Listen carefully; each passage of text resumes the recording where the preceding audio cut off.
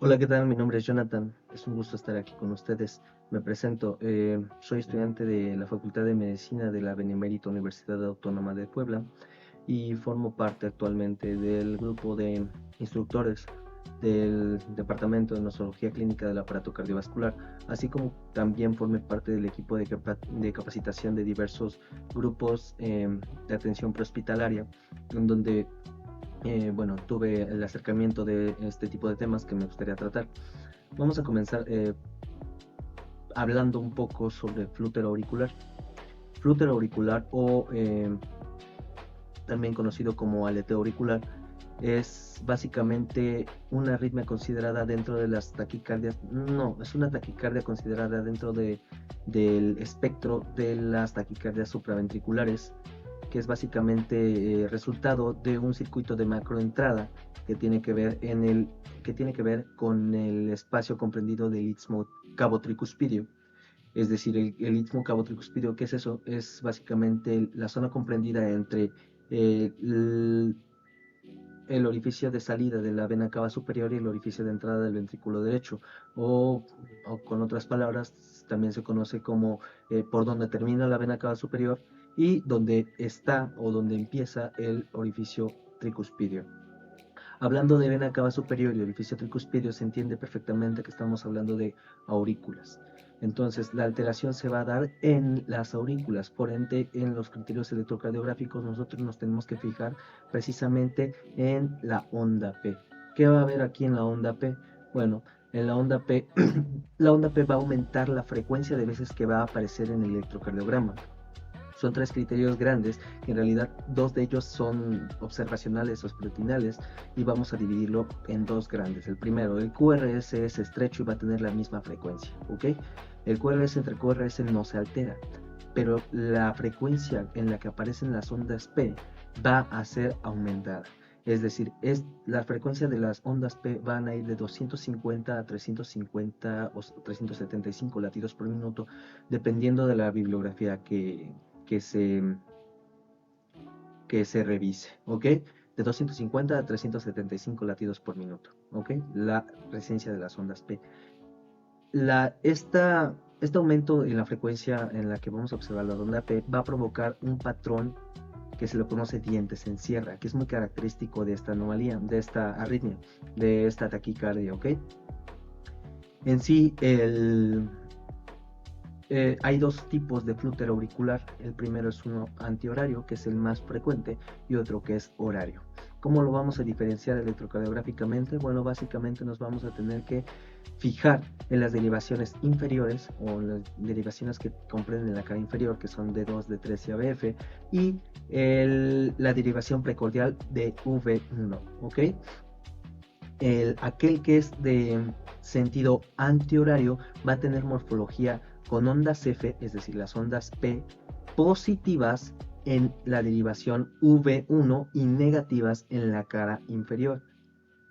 De lo contrario, si se encuentran negativas en la derivación precordial V1, pero positivas en las derivaciones D2, D3 y ABF, las ondas P, se va a conocer como un flútero auricular o aletero auricular de sentido horario.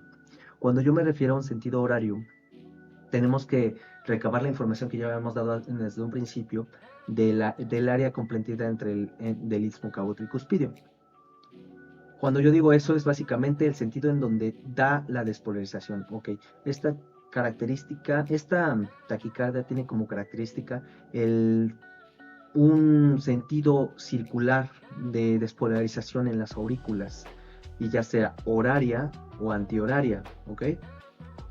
Entonces, básicamente es por eso que nosotros vamos a encontrar las ondas P positivas o negativas. ¿Por qué? Porque las derivaciones, recordemos que a la hora que se acerca la despolarización hacia una derivación, esta la va a marcar como, a trazar como una onda positiva, y si se aleja va a trazarla como una onda negativa. En este sentido, hablando de la más frecuente, del antihorario, la derivación B1 va a estar de tal modo que va a estar registrando el sentido positivo en V1 y negativo después. Por eso es que las ondas P en la derivación precordial V1 se ven positivas.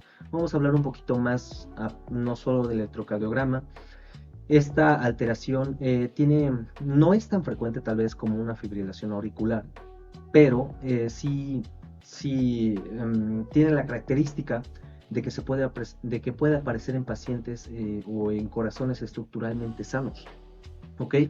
Y también aquellos que van a cursar con anomalías como EPOC, perdón, alteraciones como EPOC, eh, defectos valvulares, comunicaciones interauriculares, e incluso aquellos pacientes que lleven mucho tiempo con una arritmia o un flúter auricular sin identificar, pueden provocarles daño a la estructura miocárdica, y esta a lo largo del tiempo va a poder desarrollar sintomatología de insuficiencia cardíaca. ¿Ok? Ok, bueno, una vez que ya tenemos los criterios, sabemos qué es, cómo funciona, debemos de preguntarnos por qué, si la frecuencia cardíaca de las aurículas va de 250 a 375 latidos por minuto, esta no altera la frecuencia cardíaca de los ventrículos. Bueno, aquí hay un salvador, es básicamente el nodo que va a permitir o va a frenar los impulsos eléctricos o va a desviar o va a impedir el paso de los impulsos eléctricos hacia los ventrículos, y este pues es básicamente el nodo AB, gracias a su retraso fisiológico. Si este nodo AB no funcionara correctamente, todas las despolarizaciones de las aurículas irían directamente hacia los ventrículos, haciendo una contracción prematura y provocando pues una arritmia mortal, o sea, potencialmente mortal, que vaya, pondría en riesgo la hemodinamia del paciente. Entonces, el que salva el día es el nodo AB, ¿ok? El tratamiento, ¿cómo se debe de tratar un paciente con un flúter auricular? Bueno, el tratamiento con un flúter en presencia de un flúter auricular se puede hacer con cardioversión tanto química como eléctrica. Se habla mucho de la cardioversión eléctrica, siempre se habla de la cardioversión eléctrica, pero no se habla tanto de la cardioversión farmacológica. La cardioversión farmacológica se ha demostrado, bueno, antes se utilizaban antiarrítmicos de clase 1, pero era muy difícil revertirlo a un ritmo sinusal. Entonces se empezó a utilizar antiarrítmicos de clase 3, que de hecho se ha demostrado que la administración de 1 a 2 miligramos intravenosos de ibutilida, pacientes que cursan con flúter auricular, tienen una regresión del 50 al 70% de los pacientes hacia un ritmo sinusal. Entonces, ese sería como el estándar farmacológico que podríamos tener a la mano. Si es que no tenemos el medicamento, entonces tenemos que hacer una cardioversión eléctrica con una energía media de 25 a 50 joules. El tratamiento de 25 a 50 joules, obviamente con la administración de anestesia, no es el choque por darlo y ya. Pero estos pacientes, a pesar de que no es una fibrilación auricular per se, sí pueden alterar el estado hemodinámico del paciente. ¿Y qué quiero decir? Estos pacientes tienen que también ser tratados con anticoagulación de 4 semanas posteriores a la cardioversión, tanto eléctrica o farmacológica. Entonces, se debe de tratar tal cual como si fuera una fibrilación auricular en términos de anticoagulación, precisamente para evitar anomalías. Y más aún si el paciente tiene riesgo de tromboembolia. ¿Ok? Pues me dio un gusto platicar este tema. Voy a seguir subiendo. Gracias.